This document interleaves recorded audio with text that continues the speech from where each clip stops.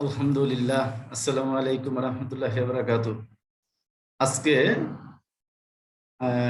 ঠিকা কার্য ব্যয় হিসাবের 3 নাম্বার ক্লাস নিতে যাচ্ছি। আজকের 3 নাম্বার ক্লাস নেওয়ার শুরুতে আমি তোমাদের সম্পর্কে, তোমাদের উদ্দেশ্যে আমি দুটি গুরুত্বপূর্ণ বিষয় একটু আলোচনা করব। একটা হলো ঠিকা কার্য ব্যয় নির্ণয়ের উদ্দেশ্য, আর একটা হলো ঠিকা কার্য ব্যয় হিসাবটার প্রয়োগ ক্ষেত্র। আমরা কোন কোন জায়গায় এই ঠিকা কার্য ব্যয় হিসাবটা প্রয়োগ করে থাকি।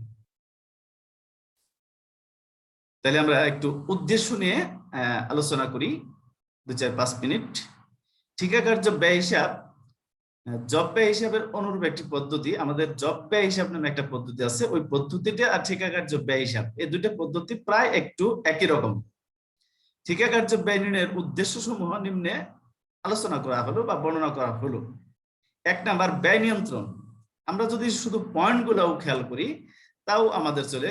ব্যয় নিয়ন্ত্রণ অর্থাৎ একটা কন্ট্রাক্ট, এক কাজে নিছি, আমি কন্ট্রাক্টের কাজ নিয়েছি, আমি কন্ট্রাক্টর, তাহলে আমাকে উক্ত কাজ সম্পাদন করার জন্য যত কম খরচ করা যায় তাহলে আমার মুনাফার পরিমাণটা বেশি হবে। তাহলে আমাকে ব্যয় অবশ্যই কন্ট্রোল করতে হবে, নিয়ন্ত্রণ করতে হবে। এই জন্য 1 নম্বর হলো ব্যয় নির্ধারণ, অথবা আমার কত টাকা ব্যয় হবে সেই ব্যয়টা নির্ধারণ করে রাখতে হবে যে উক্ত ব্যয়ের মধ্যে আমি কাজটি শেষ করব। 2, লাভ লোকসান নির্ণয়। এই ঠিকা কার্য ব্যয় হিসাব করার ক্ষেত্রে এই পদ্ধতিটির প্রয়োগ করার পর, আমি যে কাজটি নিলাম সেই কাজটি করার পর একজন ঠিকাদাতা অবশ্যই জানতে চাবে ওই কাজ থেকে আমার কি পরিমাণ লাভ হলো, কি পরিমাণ লোকসান হলো। চুক্তি সম্পাদন ব্যয় প্রাক্কলন। যখন তারা ঠিকাদাতা এবং ঠিকা গ্রহীতার মধ্যে একটা চুক্তি সম্পাদিত হয় তাহলে নিশ্চয়ই তখন দুজনের মধ্যে একটা নির্দিষ্ট পরিমাণ অর্থের চুক্তি হয়ে থাকে যে এত টাকার কাজ আমার এটা করে দিবা, অথবা আমি বলবো যে আমি করে আপনাকে দিয়ে দিব কাজটি শেষ করে। এটা চুক্তি সম্পাদন ব্যয় প্রাক্কলন। ব্যয় নিয়ন্ত্রণ, আগেরটা আমি বলেছি ব্যয় নির্ধারণ, এখন ব্যয় নিয়ন্ত্রণ, একই জিনিস প্রায়। আমি ব্যয় নির্ধারণ করব কত টাকার মধ্যে কাজ শেষ করবো, আর একটা হলো ব্যয় নিয়ন্ত্রণ, যত কমে আমি কাজটি শেষ করতে পারি তাহলে আমার লাভটা বেশি হবে। নির্দিষ্টতা, আমি নির্দিষ্ট সময়ে নির্দিষ্ট স্থানে নির্দিষ্ট ব্যয়ে কার্য সম্পাদন করা অপর একটি উদ্দেশ্য। আমি একটা নির্দিষ্ট সময়ের মধ্যে, নির্দিষ্ট ব্যয়ের মধ্যে, নির্দিষ্ট জায়গার মধ্যেই আমি কাজটি অবশ্যই তোমাদেরকে শেষ করে দেব। 1, অসম্পূর্ণ ঠিকা কার্যের লাভ লোকসান নির্ণয়। এটা একটা গুরুত্বপূর্ণ পয়েন্ট। দীর্ঘমেয়াদী ঠিকা কার্য সমাপ্ত করতে একাধিক বছরের দরকার হয়। যেসব ঠিকা কার্যের প্রতি হিসাবকালের শেষে ঠিকা কার্য ব্যয় হিসাবের মাধ্যমে আংশিক সম্পূর্ণ ঠিকা কার্যের মুনাফা নির্ণয় করা সম্ভব হয়। অর্থাৎ আজকে আমি তোমাদেরকে যে অঙ্কটি নিয়ে আলোচনা করব সামনে, সেই অঙ্কটি আমি এরকম অঙ্কই দিয়েছি তোমাদেরকে, যার জন্য আমার এই একটু কথা বলে নেওয়া পূর্বেই যে আমরা অসম্পূর্ণ ঠিকা কার্যের ব্যয় হিসাব নির্ণয় করি। আমরা ঠিকা কার্য ব্যয় হিসাব হলো দীর্ঘমেয়াদী, সাধারণত 2 বছর, 3 বছর, 5 বছর, 10 বছর এরকম সময়ের জন্য কোনো ঠিকা কার্য নেওয়া হয়ে থাকে। তবে আমাদের বছরে বছরে হিসাব নিকাশটা একটু বন্ধ করলে তাহলে ঠিকা গ্রহীতা অর্থাৎ কন্ট্রাক্টর নিজে জানতে পারবে এবং বুঝতে পারবে আমার আসলে কত টাকা এই বছর লাভ হলো, লোকসান হলো। নচেত কিন্তু কোনোভাবেই জানা সম্ভব না। এই জন্য আমরা যতগুলো অঙ্কই আমরা এখানে করি না কেন, প্রায় অঙ্কই দেখবা যে অসম্পূর্ণ ঠিকা কার্যের ব্যয় হিসাবটা আমরা করে আসছি। সাধারণত আমাকে এখানে একটা ঠিকা কার্য ব্যয় হিসাব প্রস্তুত করতে হয় 3টা স্টেপের মাধ্যমে। আমি তোমাদেরকে অবশ্য আজকে আমি তোমাদেরকে সমাধান করে রাখছি 2টি স্টেপের মাধ্যমে। আমি 3 নাম্বার স্টেপটা দেইনি, না দিলেও চলে আর কি। তবে উন্নত মানের লেখক যারা, যেমন ইন্ডিয়ান লেখক বাসু এন্ড দাস, ওনার বইয়ের 3টি স্টেপে অঙ্কগুলা করা। আমেরিকান লেখক মাজুশ্রী, ওনার বইতেও 3টি স্টেপেই অঙ্কটি করা আছে। তবে আমরা 3টি স্টেপ না করে 2টি স্টেপে করার পর আমরা একটা উদ্ধৃতপত্র ব্যালেন্স শিট প্রস্তুত করতে পারি, যে ব্যালেন্স শিট মিলে যাবে না। যেহেতু অসম্পূর্ণ ঠিকা কার্যের ব্যয় হিসাব, সেহেতু ব্যালেন্স শিটটা মিলবে না। তবে ব্যালেন্স শিটের আমাদের যে ধর্ম, অ্যাসেট পাশে অ্যাসেট গুলা দেওয়া, লাইবিলিটিস পাশে লাইবিলিটিস গুলা দেওয়া, এগুলা দিয়ে আমরা কি করতে পারি, আনুমানিক একটা ব্যালেন্স শিট দাঁড় করাতে পারি, যে মোটামুটি যোগফল না মিলবে না, যোগফল নামাইতেও হবে না, নামানোর প্রয়োজন নাই, নামাইলেও সমস্যা নাই, কিন্তু মিলবে না, এটা মাথায় রাখতে হবে। আমরা এইভাবে একটি অসম্পূর্ণ ঠিকা কার্যের ব্যয় হিসাব প্রস্তুত করতে পারি। তাহলে আমরা জানলাম যে একটি অসম্পূর্ণ ঠিকা কার্যের ব্যয় হিসাবই আমাদের বেশিরভাগ অঙ্কের মধ্যেই সমাধান করতে হবে। তাহলে আমরা যদি অসম্পূর্ণ ঠিকা কার্যের ব্যয় হিসাবই প্রস্তুত করে থাকি, দেখি আমাদের সামনে আমরা অসম্পূর্ণ ঠিকা কার্যের ব্যয়টা কিভাবে নির্ণয় করতে হয়। দুইটা ক্লাস করেছি পূর্বে, আজকে 3 নাম্বার ক্লাসটা আমরা আরেকটু ভালো করে বুঝবো যে 3 নাম্বার মানে অসম্পূর্ণ ঠিকা কার্যটা কিভাবে হয়।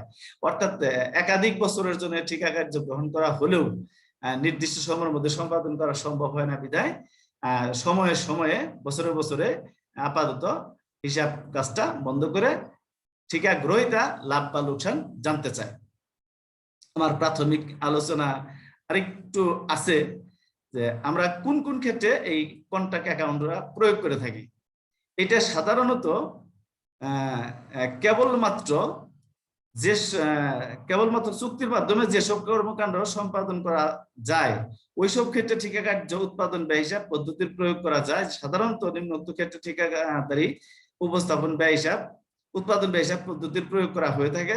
দালান কোঠা নির্মাণ, সড়ক নির্মাণ, পুল বা সেতু নির্মাণ, বাঁধ তৈরি, খাল খনন, বৈদ্যুতিক লাইন স্থাপন, জাহাজ নির্মাণ, কালভার্ট তৈরি ও সাধারণ প্রকৌশলী কর্মকাণ্ড সম্পাদন প্রভৃতি ইত্যাদি। এই সকল কাজের আমি পূর্বের প্রথম ক্লাসেই বলেছি, আমরা সাধারণত রাস্তাঘাট, ব্রিজ, কালভার্ট, পুল, তোমার খাল খনন, এই সকল কাজগুলোর একটা বিল্ডিং নির্মাণ, এই সকল কাজগুলোর জন্যই আমরা সাধারণত ঠিকা কার্য ব্যয় হিসাবটা প্রয়োগ করে থাকি। তাইলে আমরা ঠিকা কার্য ব্যয় হিসাব অধ্যায়টি আজকের আলোচনার পাঠ পরিস্থিতির মধ্যে আছে, যেটা বিবিএ অনার্স 3য় বর্ষ অথবা বিবিএস পাস কোর্স 3য় বর্ষের ছাত্রছাত্রীদের জন্য এই অধ্যায়টি সিলেবাসে আছে। তাদের উদ্দেশ্যে আজকে আমার এই ক্লাসটি উৎসর্গ করা তোমাদের জন্য। আজকের লেকচার নাম্বার হলো 3, ঠিকা কার্য ব্যয় হিসাবের। আর আমরা তো জানি লেকচারের শিরোনামটা ঠিকা কার্য ব্যয় বিবরণী প্রস্তুতকরণ। আর ঠিকা কার্য ব্যয় বিবরণী প্রস্তুত করতে গেলে নিচের ছবিগুলো দেখো, চিন্তা করে দেখো আমাদের কি কি ম্যাটেরিয়ালস গুলো লাগে। সাধারণত এই ম্যাটেরিয়ালস গুলো ছাড়া আমাদের ঠিকা কার্য যে কাজটি আমি গ্রহণ করব সেই কাজটি সম্পাদন করা সম্ভব না। রড, সিমেন্ট, ইট, বালি, এই পাথর, আরো অনেক কিছুই লাগে। এই কিছু ছবি আমি তোমাদেরকে দিয়ে রাখছি, এগুলো অবশ্যই তোমরা জানো এবং তোমরা বলতেও পারবে। তোমাদেরকে ধরলে যে এটা কি, এটা কি, এটা কি, এটা কি, এটা কি ধরলে তোমরা বলতে পারবে। আচ্ছা, আর তাছাড়াও আমরা স্বাভাবিকভাবে জানি যে একটি এরকম ধরনের কাজের জন্য কোন কোন ম্যাটেরিয়ালস গুলা লেগে থাকে। আমরা আজকে জানলাম ঠিকা কার্যের হিসাবের উদ্দেশ্য এবং প্রয়োগ ক্ষেত্র পূর্বেই আমি আলোচনা করা শেষ করেছি। বিস্তারিত না করলেও মোটামুটি আলোচনা করেছি। আজকে এখন একটা সমস্যা দেখব, তারপরে সমাধানটা আমরা সমস্যাটা সমাধান করার চেষ্টা করব। আজকের ঠিকা কার্য ব্যয় কাকে বলে এটা আমি প্রথম ক্লাসেই তোমাদেরকে শুনিয়েছি। আজকে আবার একটু রিপ্লে করে দেই। দেখো, ঠিকা কার্য ব্যয় হিসাব এক ধরনের নির্দিষ্ট ফরমায়েশ ব্যয় হিসাব প্রয়োগ করা হয় যেখানে গ্রাহকদের বিশেষ প্রয়োজন অনুযায়ী কাজ গ্রহণ করা হয় এবং প্রতিটি ফরমায়েশ দীর্ঘকাল ব্যাপী হয়। কাজ সচরাচর নির্মাণ সম্পর্কিত ও পদ্ধতিটি সাধারণত জব ব্যয় হিসাবে নেয়। একটু আগে আলোচনা হয়ে গেছে। আর এই সূত্র ধরেই আমরা আজকে আলোচনা করলাম এই ঠিকা কার্য ব্যয় হিসাবের উদ্দেশ্য এবং ঠিকা কার্য ব্যয় হিসাবের প্রয়োগ ক্ষেত্র। ঠিকা কার্য ব্যয় হিসাবের উদ্দেশ্যটা কি এবং কোথায় কোথায় আমরা একে প্রয়োগ করে থাকি। আমার মোটামুটি আলোচনা শেষ, এখন আমি চলে যাব সমস্যার দিকেই। তবে এই সকল আলোচনার পর আমাদের যে বিষয়টি সামনে উপস্থাপিত হয়ে আসে সেটা হলো শিখন ফল। এইখান থেকে, এই আলোচনার থেকে, এই অধ্যায় থেকে এখন আমরা কি করতে পারবো, আমার কেনই বা আমরা এই ক্লাসটা করলাম, কেনই বা আমরা এই পড়াশোনাগুলো করতেছি, যে কারণে আমরা উদ্দেশ্যটা কি, আমার জানা দরকার আছে। ঠিকা কার্য ব্যয় বিবরণী প্রস্তুত করতে পারবো আমরা। শিক্ষণফলটা হলো এই অধ্যায়ে ঠিকা কার্য ব্যয় বিবরণী আমরা প্রস্তুত করতে পারবো। এবার একটি সমস্যা, আজকের ক্লাস যেহেতু 3 নাম্বার ক্লাসটা আমি স্বাভাবিকভাবে একটু জটিল করেছি, পূর্বের ক্লাস দুটোর মতো না, একটু খেয়াল করতে হবে। General construction accepted a contract to build on extension to a college. একটা কলেজে একটা বিল্ডিং সম্প্রসারণ করবে, এই জেনারেল কনস্ট্রাকশন এই কাজটা গ্রহণ করেছে। বিল্ডিং অন জানুয়ারি 1989 এন্ড মানে বিল্ডিং এর কাজটা গ্রহণ করা হয়েছে 1989 সালে, কিন্তু কাজটা স্টার্ট করা হয়েছে মার্চ 1, 1989। এবার কিন্তু খেয়াল করো, মার্চ 1 থেকে আমার কাজ শেষ হলো কবে সেটাও আবার দেখতে হবে। দি কন্ট্রাক্ট প্রাইস 20 লক্ষ টাকা during the year ended on 28 ফেব্রুয়ারি 1990। কাজটা গ্রহণ করলাম 1989 সালের মার্চ মাসের 1 তারিখে, 1 মার্চ, শেষ হলো 1990 সালের 28 ফেব্রুয়ারি। এখন আমাকে দেখতে হবে এর মধ্যে মাস কয়টা গেল। March, April, May, June, July, August, September, October, November, December, January. 1989 সালের মাস গেছে 9টা, তারপরে 9টা না সরি 10টা, যেহেতু 1 মার্চ, জানুয়ারি ফেব্রুয়ারি বাদে ডিসেম্বর পর্যন্ত 10টা, January, March, April, May, June, July, August, September, October, November, December, 10টা। আর এই 1990 সালের মাস গেছে কয়টা, জানুয়ারি এবং ফেব্রুয়ারি 2টা। এই হলো 12 মাসের। আমি কিন্তু অঙ্কটা লিখতে পারতাম 1 জানুয়ারি এত থেকে ডিসেম্বর 31 এত, মানে 1 বছরের মধ্যে শেষ করতে পারতাম, কিন্তু এই রকম ভাবে কাজ একটা সালের নির্দিষ্ট জানুয়ারি মাসে কাজ গ্রহণ করছে, কিন্তু কাজ শুরু করলো মার্চ মাসের 1 তারিখে, আবার কাজ শেষ করলো পরবর্তী সালের 28 ফেব্রুয়ারি যায়। বিষয়টুকু নিশ্চয়ই তোমরা অনুধাবন করতে পারছো। এবার সমস্যার মধ্যে কি কি আছে। প্লান্ট সেন্ট টু সাইট, ওই ঠিকাস্থলে যন্ত্রপাতি পাঠানো হয়েছে 1 লক্ষ টাকা। ডাইরেক্ট ম্যাটেরিয়ালস রিসিভ এট সাইট, ডাইরেক্ট ম্যাটেরিয়ালস দেওয়া হয়েছে 4,60,000 টাকা। লেবার কস্ট গেছে 3,50,000 টাকা। ডাইরেক্ট এক্সপেন্স গেছে আমার 45,000 টাকা। হায়ার অফ ক্রেন, যে ক্রেন যে ভারী যন্ত্র উত্তোলনকারী একটা যন্ত্রের নাম হলো ক্রেন, এটা ভাড়া করে আনা হয়েছে, ভাড়া দেওয়া হয়েছে 40,000 টাকা। ইনডাইরেক্ট লেবার কস্ট 70,000 টাকা। আদার সার্ভিস চার্জ 46,000 টাকা। ওভারহেড কস্ট গেছে 60,000 টাকা। ডাক আমার শেষ হয়নি, ডাক আমার পরবর্তী পৃষ্ঠায় রয়ে গেছে। দেখো আমরা এখন পরবর্তী পৃষ্ঠায় ডাকের শেষ অংশ দেখি। হেড অফিস এক্সপেন্স বাবদ খরচ হয়েছে 70,000 টাকা। ক্যাশ রিসিভ ফ্রম কন্ট্রাক্টি অর্থাৎ ঠিকা গ্রহীতার কাছ থেকে আমরা ক্যাশ রিসিভ করছি 10 লক্ষ টাকা। এবার এট 28 ফেব্রুয়ারি 1990 কোলন দিয়ে তার নিচে আছে এই কাজের শেষের দিনের অবস্থা। Value of plant at site, আমি 1 লক্ষ টাকার প্লান্ট নিয়ে গেছিলাম, সেই প্লান্ট বর্তমানে আছে কত টাকার, 75,000 টাকার। ওয়ার্ক সার্টিফাইড ভ্যালু, ইঞ্জিনিয়ার মূল্যায়ন করছে 12,50,000 টাকা। Work not certified value, engineer মূল্যায়ন করে নাই 2,50,000 টাকা। ওয়াইজেস অ্যাক্রুড, মজুরি বকেয়া আছে 30,000 টাকা। সার্ভিস কস্ট অ্যাক্রুড, বকেয়া আছে 2,000 টাকা। ম্যাটেরিয়াল এট সাইট, কাজ করার পর ম্যাটেরিয়াল আমার বেশি হয়েছে কত টাকা, 40,000 টাকা। তাহলে বছর শেষে আমার দুটা জিনিস খেয়াল করতে হবে, plant at site R material at site, এই দুটা বছর শেষে আমার হাতে রয়ে গেল। এবার আমাকে কি করতে বলা হয়েছে, prepare the accounts for the contract for the year ended on 28 February 1990, showing the appropriate amount of profit to be transferred to profit and loss account। এটা তো আমরা ওয়ার্কিংস এ দেখিয়েই থাকি, তারপরেও তারা বলে দিয়েছে, এভাবে বলে দেয় আর কি। এই হলো ডাক সমস্যা। এবার তাহলে আমরা চলে যেতে পারি সমাধান করার জন্য। আমরা আজকের সমস্যাটা কিন্তু অনেক লম্বা চড়া এবং সমাধানটাও একটু লম্বা চড়া হতে পারে, 2 পৃষ্ঠায় লাগতে পারে। দেখি, এই contract account for the year ended 28 ফেব্রুয়ারি 1990 সাল। এবার ডেবিট দিকে আমি তোমাদেরকে গত ক্লাসেও বলেছি, তার আগের ক্লাসেও বলেছি যে কাজটা সম্পাদন করার জন্য আমি যে বিল্ডিং এর কাজটা নিলাম, এই বিল্ডিং এর কাজ করার জন্য আমার যত রকমের ব্যয় সংগঠিত হবে সেটা নগদে দেই আর বকেয়া থাক, সবগুলো হবে ডেবিট। সবগুলা যত রকমের ব্যয় যেমন প্লান্ট সেন্ট টু সাইট, আমি 1 লক্ষ টাকার প্লান্ট এই সাইটে নিয়ে গেছি, তাহলে কি আমার ব্যয় হয়েছে না হয়নি? হয়েছে, এই যে ডেবিট করলাম। ডাইরেক্ট ম্যাটেরিয়াল রিসিপ্টের সাইট, ওই সাইট থেকে ওই সাইটে কি করছি আমি, প্রত্যক্ষ মালামাল গ্রহণ করছি 4,60,000 টাকা, তাহলে আমার নিশ্চয়ই ব্যয় হয়েছে, ডেবিট করলাম। লেবার কস্ট অবশ্যই ব্যয় হয়েছে। ডাইরেক্ট এক্সপেন্স অবশ্যই আমার ব্যয় হয়েছে 45,000 টাকা। হায়ার অফ ক্রেন, ক্রেনের ভাড়া দিয়েছি আমি 40,000 টাকা, তাহলে এটাও আমার ব্যয় হয়েছে। ইনডাইরেক্ট লেবার কস্ট গেছে 70,000 টাকা, এটাও ব্যয় হয়েছে। সুপারভিশন চার্জ এই 42,000 টাকা, এটাও আমার ব্যয় হয়েছে। আদার সার্ভিস চার্জ এটাও 46,000 টাকা আমার ব্যয় হয়েছে। ওভারহেড কস্ট 60,000 টাকা, এটাও আমার ব্যয় হয়েছে। হেড অফিসে খরচ হয়েছে 70,000 টাকা, এটাও আমার ব্যয় হয়েছে। ওয়াজেস অ্যাক্রুড, মজুরি বকেয়া আছে তবু আমাকে খরচটি পরিশোধ করতে হবে। আমি তোমাদের বলছি যে সকল খরচের বকেয়া থাকবে বা অগ্রিম দিবা, সেই সকল খরচ এবং বকেয়ার খরচের পাশে C/D লিখতে হয়, C/D। ওয়াজেস অ্যাক্রুড সিডি এই জন্যই লিখতে হয়, আমি একটু আজকে আলোচনা করেছি, একটা ব্যালেন্স শিট প্রস্তুত করতে হয়, এই সিডির টাকাগুলো বিডি হয়ে ব্যালেন্স শিটে চলে যায়, যার জন্য এগুলো আমরা ইন্ডিকেট করে রাখি। বাসুয়ান দাস স্যারের বইয়ের মধ্যে সুন্দর করে এই জিনিসগুলো এভাবে করে রাখছে। সবচেয়ে বেটার বই হলো বাসুয়ান দাস, ইন্ডিয়ান লেখক।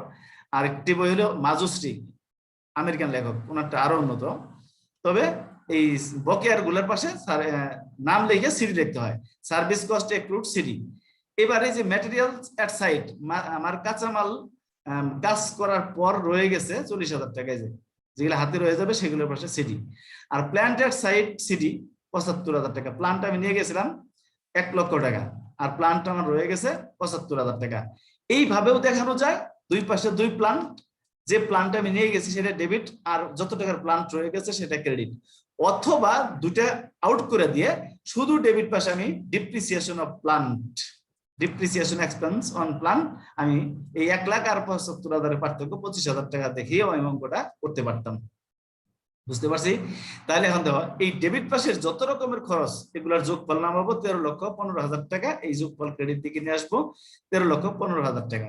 এখান থেকে 40,000 টাকা আর 75,000 টাকা বাদ দিলে cost of work done CD 12 লক্ষ টাকা। অর্থাৎ এই কলেজের যে আমি বিল্ডিং এর কাজটা নিয়েছিলাম, সেই বিল্ডিং এর কাজটা করতে আমার টোটাল ব্যয়ের পরিমাণ হয়ে গেছে অলরেডি 12 লক্ষ টাকা। বুঝতে পারলাম? তাহলে আমরা এটা প্রথম স্টেপ। এবার আমরা দ্বিতীয় স্টেপে যাব। এই 12 লক্ষ টাকা আর নগদ কে সার্টিফাইড বিল আর আনসার্টিফাইড বিল, এই দুইটা ডিফারেন্স হবে আমার প্রফিট, নোশনাল প্রফিট যেটা বলবো। এই যে সেই cost of work done BD করে নিয়ে আসলাম 12 লক্ষ টাকা। এই ডেবিট পাশে, এই দ্বিতীয় স্টেপে ডেবিট পাশে এই একটা মাত্র আইটেমই যায়, cost of work done BD. Credit দিকে কন্ট্রাক্ট অ্যাকাউন্ট লিখে আমার এখানে যাবে সার্টিফাইড ভ্যালু আর যাবে আনসার্টিফাইড ভ্যালু। সার্টিফাইড ভ্যালু 12,50,000 টাকা, আনসার্টিফাইড ভ্যালু 2,50,000 টাকা, যোগ করলে 15 লক্ষ টাকা ডেবিট ক্রেডিট পাশে। এই যোগফল ডেবিট দিকে নিয়ে আসলাম 15 লক্ষ টাকা হয়ে গেল। এই 15 লক্ষ টাকা থেকে আমি উপরের 12 লক্ষ টাকা বাদ দিলাম, 3 লক্ষ টাকা আমার প্রফিট হয়ে গেল। এইটারে বলা হয় নোশনাল প্রফিট, আনুমানিক মুনাফা। একবারে প্রকৃত মুনাফা এটা না, কারণ প্রকৃত মুনাফা তো নির্ণয় করার সময় হয়নি। আমার ঠিকা কার্য যখন শেষ হয়ে যাবে, 100% কমপ্লিট হয়ে যাবে, তখন আমি আমার অ্যাকচুয়াল প্রফিটটা বের হবে। আর এর আগ পর্যন্ত আমার নোশনাল প্রফিটই বের হবে। আমরা কিন্তু ওই যে পরবর্তী পৃষ্ঠাতে একবার টিকা করেছি, 1 নাম্বার টিকায় দেখবা যে কাজের পার্সেন্টেজটা কত হয়েছে, হয়তো 60-70 এরকম পার্সেন্টেজ হয়। তাহলে তো 100% কাজ আমি শেষ করে নিচ্ছি, সুতরাং আমার অ্যাকচুয়াল প্রফিটের কোনো প্রশ্ন আসে না। এই জন্য প্রফিটের নামটা হয় কি, নোশনাল প্রফিট। এবার এই নোশনাল প্রফিট হলো 3 লক্ষ টাকা। এই 3 লক্ষ টাকাকে আমার দুটি অ্যাকাউন্টে ট্রান্সফার করতে হয়। একটা হলো প্রফিট এন্ড লস অ্যাকাউন্টে গেছে 1,60,000 টাকা, আর প্রফিট প্রভিশনে গেছে 1,40,000 টাকা। আমি গত ক্লাসেও দেখেছি, পূর্বের ক্লাসেও দেখেছি, আজকের ক্লাসেও আমি ওয়ার্কিংসে দেখাবো। এই 3 লক্ষ টাকা থেকে প্রফিট এন্ড লস অ্যাকাউন্টে 1,60,000 টাকা কেমনে আসলো, আর 1,40,000 টাকা কেমনে আসলো। চলো আমরা পরবর্তী পৃষ্ঠায় চলে যাই। এই পরবর্তী পৃষ্ঠায় আমার ওয়ার্কিংস দেওয়া আছে। এই ওয়ার্কিংস এর মধ্যে 1 নাম্বার ওয়ার্কিংস করতে হয় always percentage of work certified on contract price. Contract প্রাইসের উপরে আমি কত পার্সেন্ট কাজ সম্পাদন করেছি, এই ফর্মুলায় সূত্রে মান বসিয়ে দেখলাম আমরা 62.50% কাজ করেছি। তাহলে কি আমরা 100% কাজ করেছি? না, 100% কাজ যেহেতু করি নেই, তাহলে আমার কাজ 100% হয়ও নেই, আর কাজ সেই 100% না হলে আমার অ্যাকচুয়াল প্রফিটও আসবে না। যেহেতু কাজের 100% এর ভিতর থেকে ঘাটতি আছে, তাহলে আমার নোশনাল প্রফিটই আসবে। এই নোশনাল প্রফিটকে আমরা দেখো 2 নাম্বার টিকায় অলওয়েজ প্রত্যেকটা অঙ্কে এই টিকাগুলো করে দেখাইতে হবে। কিন্তু calculation of profit taken to be to profit and loss account, এই লস অ্যাকাউন্ট আমি কত টাকা নিয়ে আসবো, notional profit into 2/3 into cash receipt by certified value into 100।